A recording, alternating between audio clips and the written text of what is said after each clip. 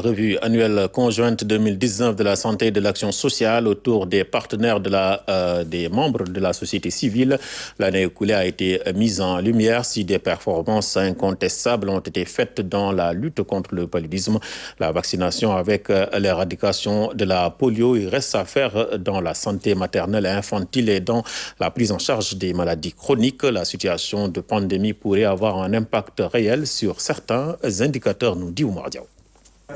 Cadre de discussion et d'appréciation de la mise en œuvre de la politique de santé et d'action sociale, la revue annuelle conjointe s'inscrit dans le suivi et évaluation des politiques publiques. La revue annuelle conjointe de la politique économique et sociale répond à la volonté du gouvernement de rendre effectifs les principes de la gare, de responsabilité mutuelle, de redevabilité et de gestion transparente dans la mise en œuvre des politiques publiques. Gare, gestion axée sur les résultats, redevabilité et inclusion ont structuré les échanges au cours de cette RAC 2019. Au titre de l'année passée, des progrès significatifs ont été notés dans la prévention et la lutte contre les maladies, ainsi que dans la protection des personnes vulnérables. L'analyse des indicateurs de santé de 3 régions, Matam, Tambacounda et Sédhiou, a permis de mesurer les performances réalisées. Le paludisme est poussé dans ses derniers retranchements, la polio est vaincue grâce à la vaccination, mais des efforts restent à faire dans la santé maternelle, néonatale et infantile, la lutte contre les pathologies chroniques, rénales en particulier, et la santé mentale.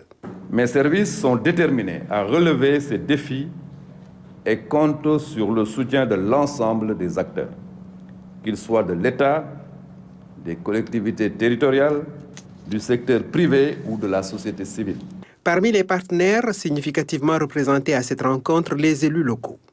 Plaider pour que les collectivités territoriales, eu égard de leurs compétences dans la gestion du secteur stratégique de la santé, développent davantage des partenariats stratégiques de façon à contribuer plus efficacement à la réussite de la politique sanitaire du pays. La mise en œuvre correcte du Programme national de développement sanitaire et social 2019-2028 devrait faciliter la réalisation de la couverture sanitaire universelle. 3 axes stratégiques sont identifiés. L'amélioration de la gouvernance et du financement du secteur, l'amélioration de l'offre de services de santé et d'action sociale, le renforcement de la protection sociale. Cette RAC se tient presque 6 mois après le premier cas Covid au Sénégal, autant dire au cœur de la pandémie. La gérer dans le temps, la gérer dans l'endurance et la gérer en fonction de ses fluctuations.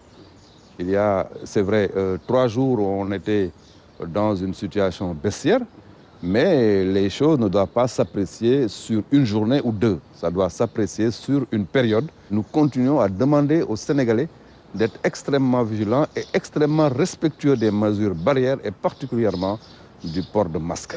Voilà qui rappelle à tous une réalité épidémiologique pour laquelle il y a tout sauf des certitudes. Pour autant, le système doit fonctionner du mieux que possible et s'ouvrir un horizon qui dépasse celui d'une conjoncture sanitaire particulière.